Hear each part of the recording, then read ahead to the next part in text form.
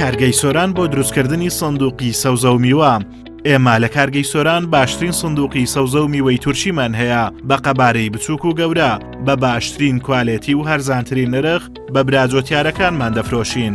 سندوقی یەکەم کە جۆری تورکیا قەبارەی گەورەیە و 20 کیلۆ تەماتە دەگرێت. توانای بەرگەگرتنی زۆر بەهێزە و سندوقەکە بە 2 بلۆک تاقی دەکەینەوە کە دەکاتە 40 کیلۆ و بەرزی دەکەینەوە و سندوقەکە هێز و پتەوی خۆی لەدەست نادات و هیچی بەسەر نایەت.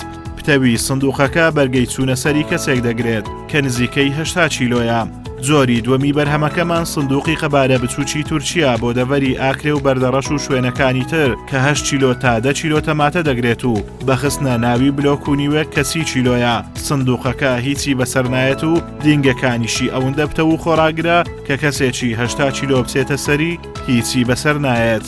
لای ئێمە دڵنیاتری.